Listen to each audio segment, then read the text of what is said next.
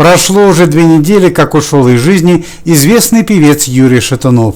Однако с каждым днем появляется все больше новых предположений и версий, что смерть Юрия Васильевича была не случайна. Полиция прорабатывает разные версии, но схожи они только в одном, что смерть Юрия Васильевича была трагической. До недавнего времени основной версией смерти певца было отравление Юрия Шатунова, которое привело к инфаркту миокарда. Но вчера вечером стали известны новые предположения и версии о гибели Юрия Васильевича. С момента смерти Юрия Шатунова полиция проверяла 3 версии трагедии. Это конфликт с немецкими властями, которые выступали против концертов Юрия Шатунова в России, ссора с певцом Филиппом Киркоровым и месть музыкального продюсера Андрея Разина. Первая версия до сих пор имеет место быть, но по мнению следственных органов, доказать причастность Германии к смерти Юрия Шатунова будет очень трудно. Долгое время общественность шоу-бизнеса волновал конфликт Киркорова и Шатунова, который произошел за месяц до трагедии.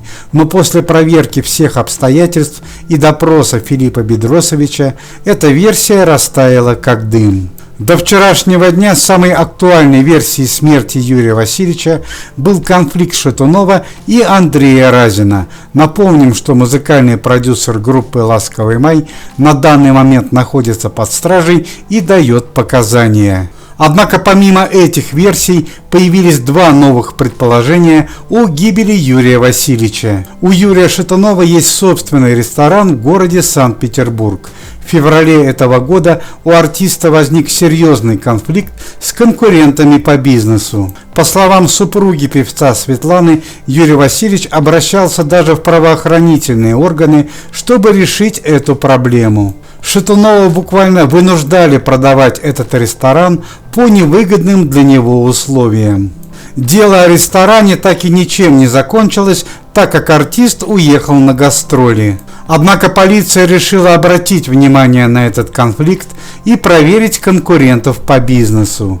Ну и вторая версия, достаточно необычная, но, как считают следственные органы, на нее стоит обратить внимание. По словам супруги Шатунова, ее сын Денис, учась в школе, часто подвергался нападкам со стороны запрещенной немецкой организации. По словам Светланы, они буквально атаковали ее сына, отнимали деньги, спрашивали, где работают его родители, и интересовались достатком семьи.